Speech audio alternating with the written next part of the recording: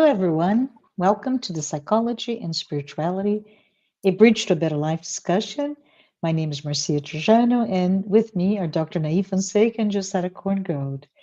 If this is the first time that you are here with us for our program, please note the Psychology and Spirituality weekly talks are based on the works by Joanna de Angelis, and we're here to talk about concepts and truly confront, compare, correlate, and expand those spiritual and psychological concepts so that we can have a better understanding and even access perhaps real world advice, action tips, or whatever that is going to help us lead a better life.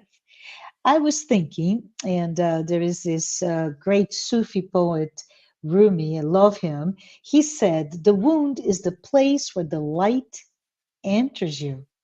So if you think about it, right, it's almost like this belief that it is in the moment that we're wounded, that we're in pain, that we're suffering, that will guide us to crack open whatever it is hiding ourselves from truth and perhaps purpose. But before we start our conversation, I would like to recognize the organizations that are sponsoring this program.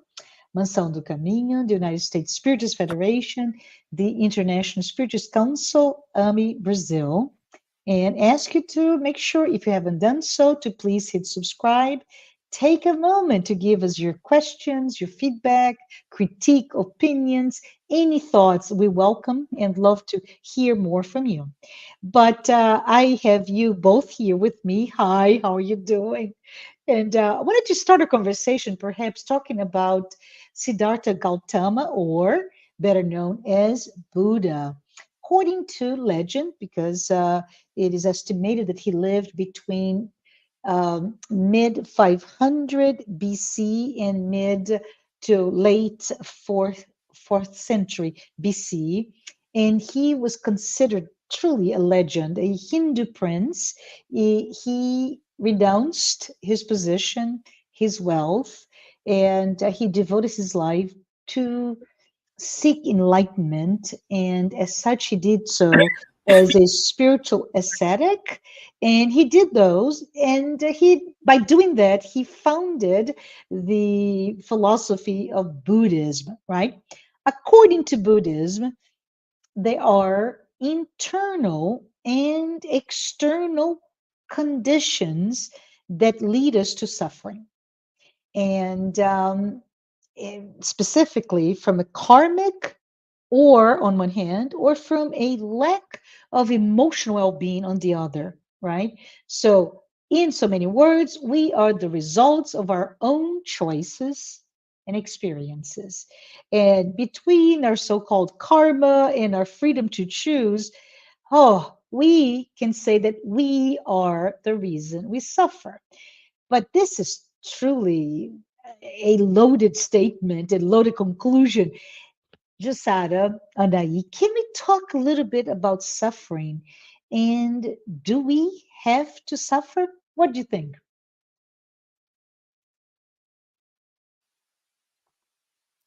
So, hello everybody. It's nice to be here. I don't know, Jussara, do you want to go first? Okay. Hello, everyone. Nice to be here again. Hello, Marcia and I.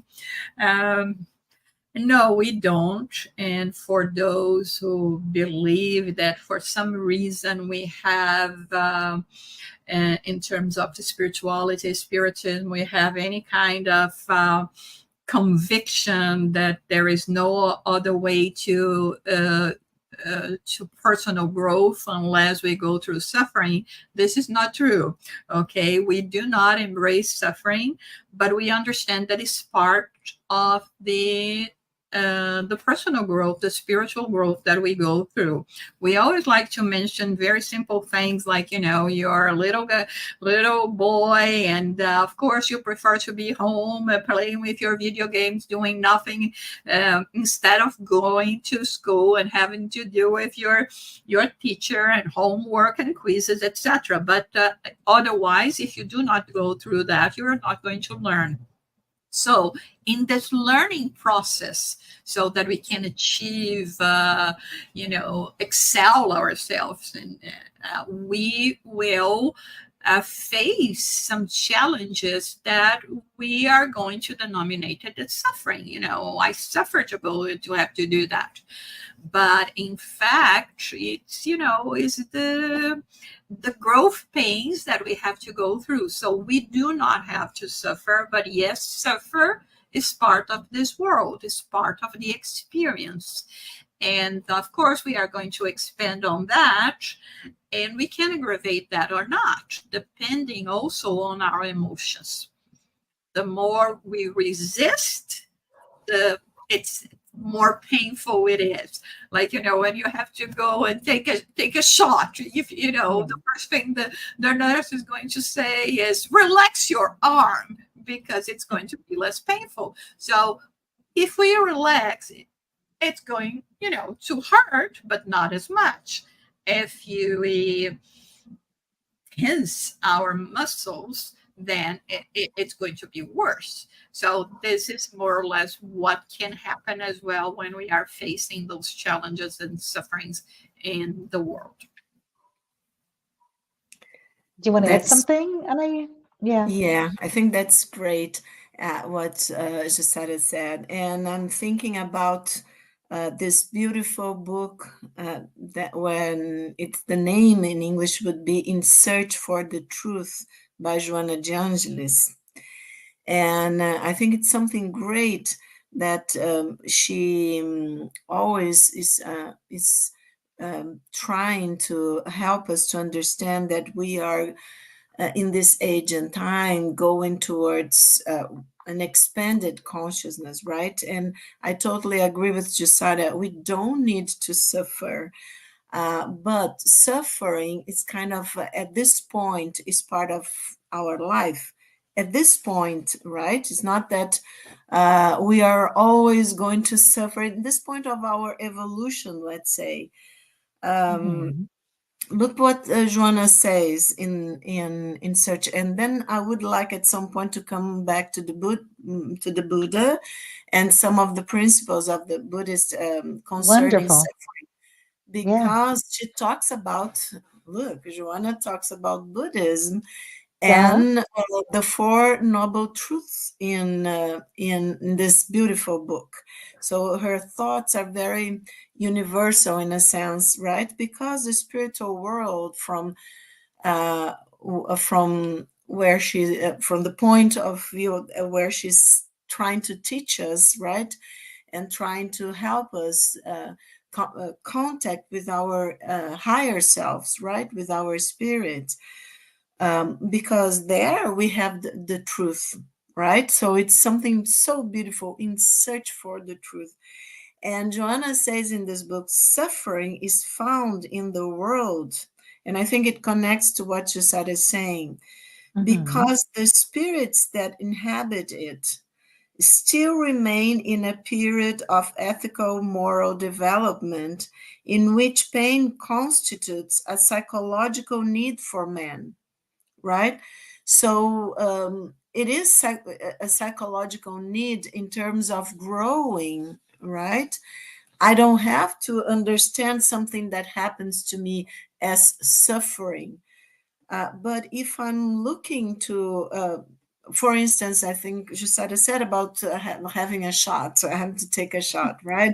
Something, yeah, it's a need for the body, right? So okay, the pain can be there. It's kind of, maybe it's painful, and maybe we will have some symptoms, a little fever because my body is reacting, but it's for my own health.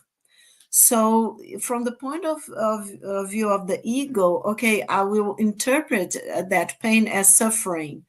But if I see in a higher step of consciousness, and I think that's what Jussara was trying to tell us, then it's not suffering anymore exactly. That it's just a need to take care of my body. And it shows that I'm a mature person because I understand that need. Let's talk about it. It could be a discomfort, we could say, but Uh-huh. not something really, not that suffering. Okay, we are we are using an analogy, a metaphor that it's from our daily life. And of course, if we are talking about emotional pains, then we go deeper than that. But see, Joanna is talking about the psychological need that we have to deal with pain because of in this time and place, we still don't have the ethical and moral development to understand some of the lessons of life and that we have to go through. And then probably our own spirit has asked for some challenges, right, to develop, to learn better some lessons that it needs, for instance, some experiences, right, as suffering. But Mhm. from this psychological and spiritual point of view, it's discomforting and it's not pleasurable. But maybe if we look at it in a deeper way, we are not going to feel that that it's really suffering. That's, I think, it's expansion of consciousness. And I love the sentence by Rumi, that we are talking about light. So for the light to come within, or to express itself, the light that we already have within us, right? To Yeah. express itself, sometimes it has to come through some wounds. Yeah. Does And it it's make very sense? poetic, right? It's very poetic, but it's quite descriptive of the impact of anything that we call it in our own material or limited judgment as pain, as suffering, as a wound, etc. It can be what it takes to just open up and attain the truth as he implies. And I love it because truth here then is that transcendental, right, spiritual truth that we all should be in touch with. And most of us are not, unfortunately. Yeah. So Something I think, yeah, go ahead, Jussara. My apologies. that following what I was saying before, in terms Uh-huh. of how we can aggravate uh, Mm, or overcome our suffering. Joanna de Angelis, in this chapter from the In Search of Truth, the book, she brings an example of victims of concentration camps. And she mentions, people that have survived the Holocaust in Auschwitz, for yeah. instance, and where, of course, once they were recovered, because we know the condition that they were rescued, uh, how they didn't allow themselves to be consumed by hatred, had a very clear realization that hatred would not bring back the years, the health, that they lost the health, the loved ones, and that, remaining in that unforgiving state Yeah. would only aggravate their suffering. They would be prolonged. They would be liberated physically from the concentration camps, but not emotionally. And she even talked about this one person that they nicknamed him cheerful guy, right, that in spite of having gone through all that we know, we are very aware of. And recently I had the chance to visit the concentration camp of Auschwitz, and it's everything true, I guarantee to you.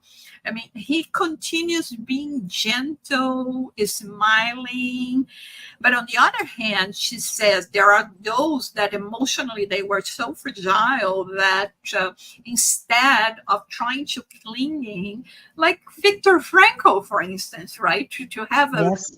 a sense of life, a sense of living, they started questioning God, which is many of us, this is how we react when we are facing challenges and suffering any kind of difficulty. So this is we see the that once at one point, one side, we have this natural faith and optimism and realization that I cannot just see that many times, like we say, your life is not that bad, but there is a very bad something happening in it. Yeah. But you take into consideration everything that you have in life and put it into proportion, maybe it will represent 1%, 10%, even if Hmm. it's 50%, which is a lot. You still can say, the other 50% of my life is good. But we get into this frenzy of feeling miserable and aggravating our suffering with that. It's not. Which means maybe, sorry to interrupt, but I keep thinking that vulnerability, right, Jussara, and that insistence perhaps in focusing on the potentially 99% that is not in pain, right? And the 1% is in pain, and we focus on the pain only, may speak to our lack of resilience. And when I say resilience, is not physical resilience. We're talking about psychological and spiritual resilience to withstand things like that that are just, I think you mentioned earlier, growing pains, Yeah, right? it can be so many things, including, Yeah. the area, the specific area of Dr. Mm, Here, yeah. because it can be, a psychological cleansing. Yeah. But at the same time, I want to justify to myself, I suffered so much, the world cannot expect anything from me. Or I suffered so much that the world has to give me all its love. And Yeah. that self pity syndrome as Yeah. well. I mean, we are not saying that, especially for those who have gone through that, they don't have reason to be traumatized and talking about their suffering. What we are saying is, in any situation, we should not let suffering define us, define who we are, define the rest of our days, because otherwise we will be empowering those that were the motive for our suffering. I'm not going to be released from that, and I have to break the chain. I love it. Love what you said. Thank you so much. And I do want to add anything to that? The Yes, concept I of was listening to yeah, Jussara, and yeah, she reminded me of, remember the movie I think it's Life is Beautiful from 1997. I think it yes, won an Oscar for yeah, foreign movie because it's Italian.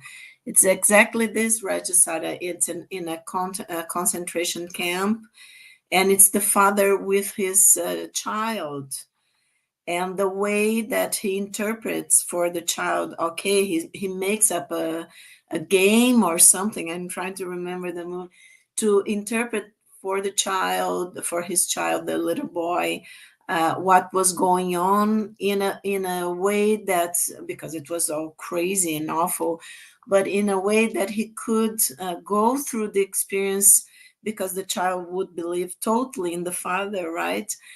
Thinking that it was all a joke, or not a joke, but a game or something that they have hmm, to. So it's really beautiful because it's in a sense the suffering of the father, right? He transformed. It's what you said. He didn't aggravate. He could have. He could yeah, have gotten depressed or whatever. And if he did, he wouldn't be able to help his child, right? So he overcame the pain and the suffering that he, of course, would be allowed to, for the love of his child, right? With Through the love, I would say, of his hmm, child, and to make it something better, to interpret that awful reality for the child in a way that wouldn't traumatize the child. And he gave his life for that, because in the end, it's not a spoiler because it's in 1997, the movie, but in the end, of course, he gets killed, but the child survives and finds the mother, right? From what Yeah, I remember. And I think it goes pretty well, this example, with what Jussara is saying. We can aggravate in according to our worldview, according from our perspective, our interpretation of what's going on with our inner world, and also, of course, with our outer world. Or we can't, as Joanna is calling, search for the truth, calling yeah, us to do. But according, first of all, the courage of dealing with our inner truth. correct. So I just would like to go back to the Four Noble Truths that Buddha taught us all, right? One of the non-dual teachers, spiritual teachers that we had in this world. And they're all And about suffering, right? Exactly our topic of discussion today. Tell us what those truths are, if you don't exactly. mind. And I think it's Yeah. so beautiful that Joanna talks about the Buddha, and she cites Buddha in this book, especially in Search for the Truth. Isn't that Mhm. wonderful? Because the Four Noble Truths that she reminds us that the Buddha taught. So it's just quickly for people can look, put in the Google and look better. Yeah. But the first is the truth of suffering, is that the suffering exists, at least in our reality in this moment, right, of our development and of consciousness. And the Buddha says real and almost universal, and has many causes like loss, pain, sickness, and things like that. And the second is the truth of the cause of suffering. According to Buddha, like everybody knows that because it's in all cultures, that he said that suffering is due to our attachments, right? And it's desire to have and control, right? These things, this attachment. Mhm. And Yeah. he says it can take many forms: craving of sensual pleasures, desire for fame, very much in nowadays, avoid unpleasant sensations. Of course, we would translate in psychological terms, avoiding our shadow issues, right? And the third is the truth of the end of suffering, right? That he says, because he achieved enlightenment in overcoming suffering and understanding suffering, right? So he says, through, of course, his experience, that the suffering can be overcome. Suffering ceases when the mind experiences complete freedom, liberation, and non-attachment, of course. Mhm. And then the fourth is where I think it's wonderful, because I think it makes all a connection what we are saying and what Jussara was saying, that the truth of the path that leads to the end of suffering.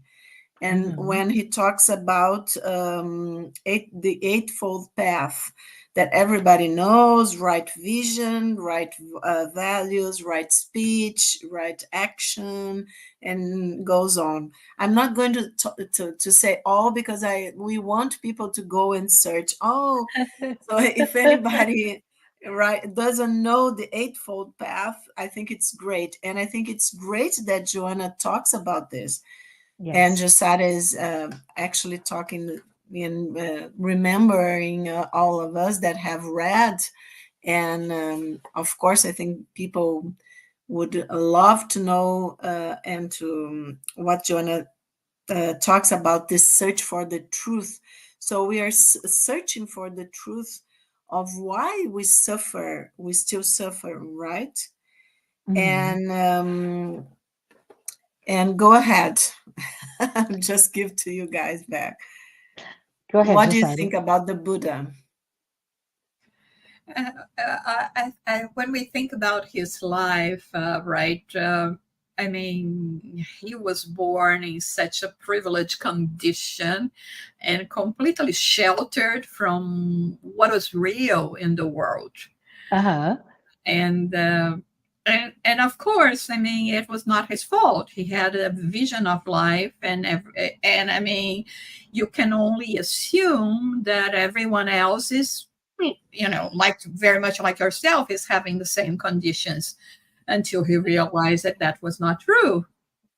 And he started his pilgrimage, so to say, and not looking for any disciples or anything, but all of a sudden he was being followed, because this is what happened with those leaders, with those so special spirits.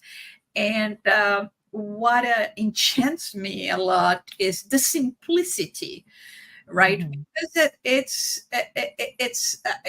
this is how I think we, as opposed to me, right, that am very prolific, uh, prolific. You see, Jesus says, when asked, what is the greatest commandment of the commandments, and he just said, love God and your neighbor as yourself.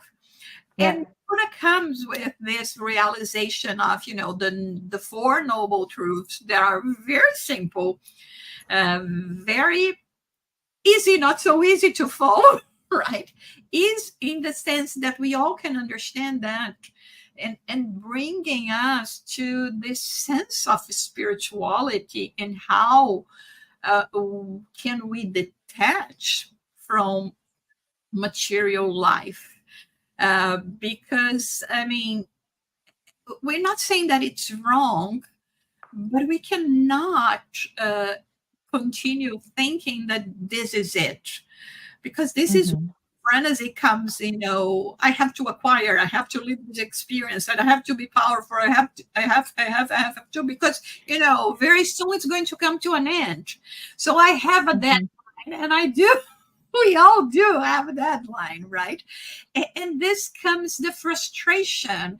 I still could not do that. I still could not take the trips of my dream, or buy the car that I wanted, or have the position that I would like to. And he says, this is an invitation for us to get back to the simple things and the truth and noble things, as he says, that is, as a spirit, you are entitled to all spiritual wealth, but do not think that the material one is going to fulfill you, because even when you acquire all of that, it's not going to appease your pain.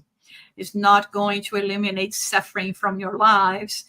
And the more you refuse this truth, the harder it will be. It's very much like when we were talking about, the aggravation, right? So if I refuse this truth, that, being important has nothing to do with what follows your name, if it's a PhD or a non PhD or nothing, what is important is really what you are. And this is where we find in so many people that didn't have the condition to have those graduations and anything, bring so much wisdom to the world. And we see, on the other hand, people that have so much knowledge but do not have wisdom, Yeah. do not have love, and are constantly the cause of pain because of their coldness to so many others. It's very, very good point, right? Who are we? And in terms of the noble truths, do we actually need those acquisitions of material or credentials or whatever that we are hanging tight to? But I Just have, yeah, go ahead. sometimes another equation that people very easily go through that is like, okay, Yes. I have lived previous lives. Okay. Hmm. And according to the spiritual knowledge, I messed up those previous lives even more than I'm messing up now. And of Uh-huh. course, if I'm suffering, it's because I deserve. So, mathematics, we are going to look at that and say, oh, you're suffering. It's because you deserve. It's because you did bad things. Mm-mm. And this is one thing that, we find it a lot in spiritism, in spirituality. And Joanna de Angelis tells us that also in her works, and especially in this one, Wake Up and Be Happy. Let me see if I can read here. She says, do not think that you suffer because you were the most abject person in your spiritual past. Well, maybe we were, but it's not because of that, right? There, Mm-hmm. there is pain that elevates, pain that conquers, and pain that brings redemption. So at the end of the day, even though yes, we had so many misdeeds from the past, it doesn't mean that we are going to look at someone that is suffering and say, oh, it's because this person was a bad person. We don't know. Maybe this is in the past. Maybe it's already, having a sense that the only way that I have to go to grow myself as spiritually speaking is to accept more difficult challenges. And this can reflect, at least in the eyes of others, like, suffering. Sometimes we go to people and say, I don't know if I could live the kind of life that you have. And they say, well, what is wrong with my life? It's okay. Because it is Yeah, for them. This is what they have embraced. This is their mission. You see? So I think never go there. You see, never point your finger, not even to yourself. And it absolutely. point that it doesn't matter. You're here, there. Okay, the suffering is here, the pain, the challenges. But the thing is, we are going to succeed. Can I just bring something that Joanna brought to us when she references Buddhism, right? So Buddhism as well as Spiritism, they really teach us about the immortal soul. And with that immortal soul, that immortality of the spirit, we are confronting the cycle, birth, physical death, new existence with a new reincarnation. And with that cyclical notion of this cycle, we end up having to deal with these new conditions, right? So we are reborn in a new physical body, and that physical body manifests our previous choices, maybe our actions, our thought processes, previous experiences, etc., etc.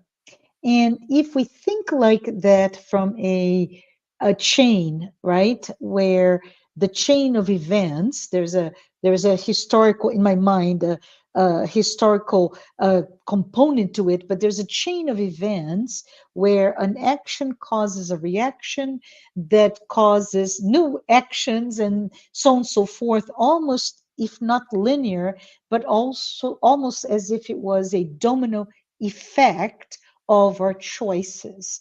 So, can we maybe talk about we are today the result of our past? And if we are that, because we believe we are, I believe we are, how do we stop suffering so much, right? What can we do perhaps to address our past, but really have an optimistic, positive view of our future regarding our pains and suffering? Can I tell you a dream of a Yeah, person that maybe can yeah, help understand, can help people, and then we can see what Jussara has to say about that.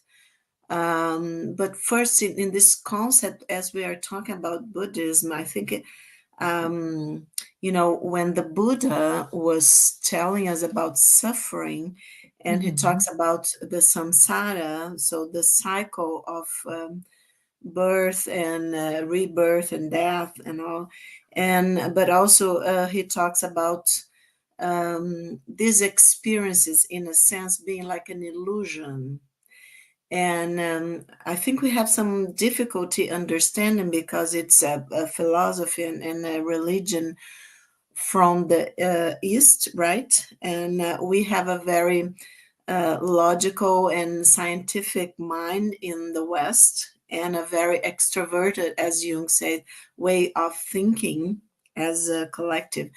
And the eastern part of the world, especially Buddhism, Hinduism, and the spiritualist religions and philosophies from the East, they have a very introverted way of thinking, as Jung says.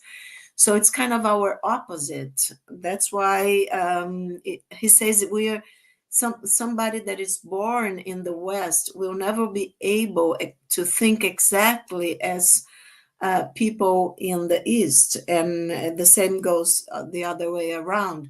But as the conscious and unconscious, and in this world of duality, we have to get as close as possible and find a balance. That's why I think it's so beautiful that Joanna talks about Buddhism, and that it's coming from the East, right? And in the sense, I think Buddha was talking about the ego here when he talks about our attachments, right? Because it's the ego that attaches to things. But he was leading people, as Jussara said, like a spiritual leader. That it's interesting, and I think it's great that Jussara talks about Jesus also, in a sense that it's a spiritual leader for many people in the West, right? That they always say something, or a lot of things actually, very, very deep, that talk to the inner part of our souls, and at the same time in a simple way, so that everybody can understand, and in many ages, right? But I think what's really this, I think it's perfect, as Jussara picked this pointed this. And I think this is also great that the Buddha, when he talks about the Eightfold Path, and I think that's what Joanna also cites the Buddha, because it's a path to enlightenment. And when we are talking about enlightenment, then we really get out of the illusion of the ego. It's illusion for the ego, right? It's a reality, because the Buddha says, suffering is a reality for us here, right? But for the spirit, that it's what we are talking here. For the spirit, not necessarily, because it depends on the level of spiritual knowledge that we have, to see that something that looks in this moment for the ego as a suffering actually is a path for our higher consciousness that you guys are talking about. So when he talks about the Eightfold Path, he's from my point of view, in psychological terms, because I'm not specialist in Buddhism at all, but he's giving a path to this non-duality, when the ego kind of in this life, because it's this process happens here, right, when we are here, but the ego can really connect to the higher self, that it's non-dual. Our spirit, when it's more developed, spiritually speaking, we talk about, as Joanna de Angelis, the light teachers, let's say, the higher spirits that come to help us here in this experience. So when we are talking about the spiritual realms, the higher level of spirits, we are talking about a non-dual reality, where time and space doesn't mean the same as for us here in this material world. So I think to have an idea of that, we are talking about suffering, but from a dual point of view, spirit and matter. And when the spirit is reincarnated in matter, well, when the mother is delivering the child, and the child screams, and all the doctors slap. Okay, scream, breathe. You have to. But yeah, it's just a metaphor that, okay, we come crying to this world. But as Jussara said, not all babies. Some babies won't cry or scream, and they will smile or whatever. I have seen this happening in hospitals when we are learning to deliver babies.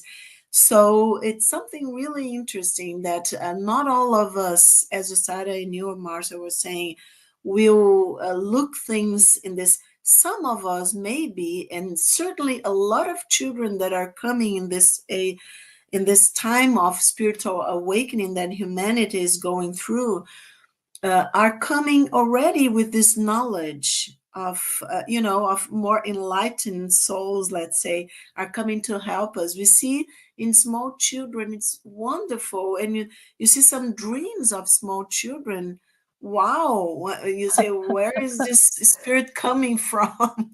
Right.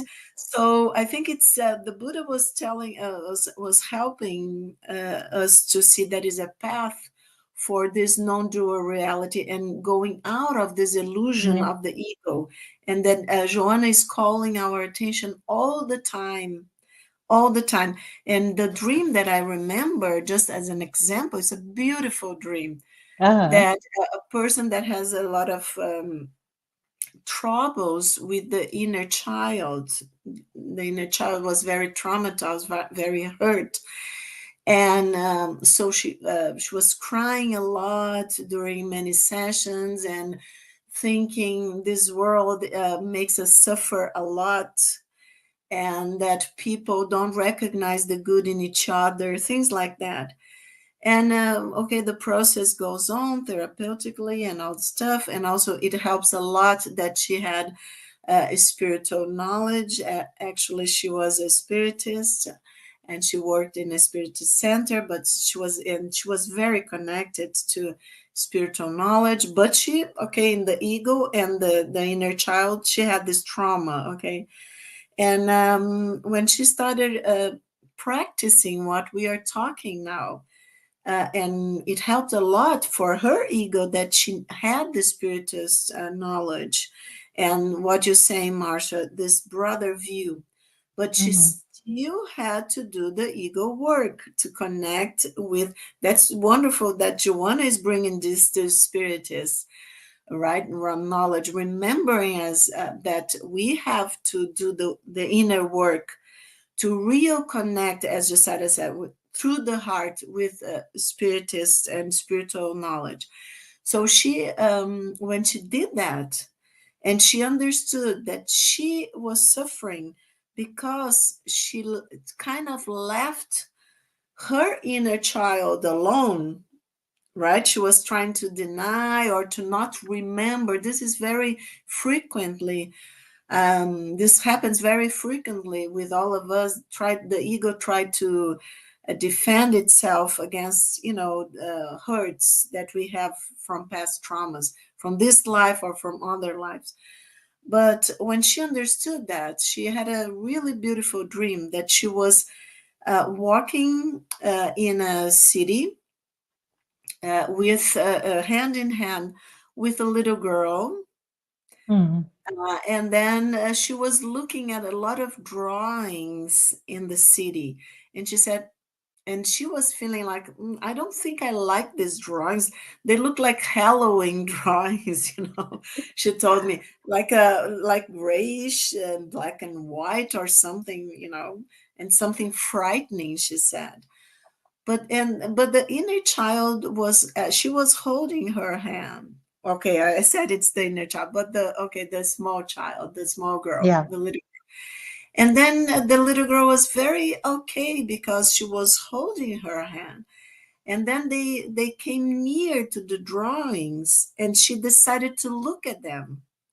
And when she looked at the drawings, she said, "Oh, actually, I like them. I think they are very pretty and they are colorful." So when she was looking at, she understood that when she was defending herself and looking from the distance, and and she thought they were ugly or frightening. But when she got closer, she understood they were beautiful, they were colorful, and that's the nice part. The child had drawn them. Isn't that great? And she understood that without the child speaking, just because she was holding hands with the.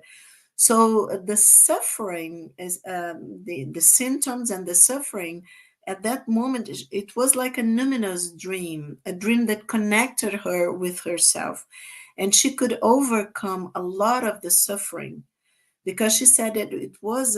She understood it was. Creation of her past traumas, but it was also the way for her to connect to the light that was within her because that suffering those traumas from childhood brought understanding that she could heal herself. I think this is so beautiful. It's what the Buddha and what Joanna is asking us to understand, and that you guys were talking about. What do you think about that? I love it. And Rumi, right? Rumi spoke that so many years ago. So I think we have a wide range of wisdom back 2,500 years to 40 years ago, 50 years ago, when Joanna brought us her work. I want to know, if you don't mind, unless you want to say something else, but I just want to maybe summarize a little bit. We talked about Buddhism, right, and spiritualism, and how they bring so much to address suffering, but also to alleviate perhaps our myth that we all have to suffer. So, really good to hear that. Look out, the Four Noble Truths by Buddha, right? And the Buddha, will talk about life and uh, um, life being characterized by suffering, or we can call it dissatisfaction, right? Frustration, distress, the cause of suffering, which is really, we mentioned earlier, clinging, right? Clinging to attachments, to this need, this desire to have things, trying to hold on to things that we know are really ephemeral, impermanent, and they really should not be the cause of our suffering. And of course, we can only be free when we let them go. And find this path that we talked about, the eightfold path, the middle way path that will lead us to completely end our suffering. So this is not a Buddhist lesson or episode or class, but I love that we're able to bring that great wisdom to all of us. And I want to say, just offer to Jussara and to Anahy, do you have any parting comments before we go? Go ahead, Jussara. Yeah, just saying that, the good news is that knowing that we are in control, we are the ones paving our way right now. I think, the more mindful we are in relation to our thoughts and actions, the more we will guarantee not to finding so much suffering in our future. Absolutely. Thank you, Jussara. Anahy, any parting thoughts? Well, actually, I just wanted to say that Joanna says in this beautiful book that emotional health and psychological meaning help us when we really apply ourselves to it, help us full attunement with the Imago Dei, which means, full attunement to our perception and understanding of God, the transcendent one, and the sacredness within ourselves. So I think this is beautiful, and I thank you so much for being here with you discussing all of that. Oh, absolutely. Thank you. Thank you, Jussara. Thank you, Anahy. Thank you who is here with us in this past few minutes together. We hope to see you again next time. And I appreciate the opportunity to discuss if we really have to suffer. Thanks, everyone. Bye-bye.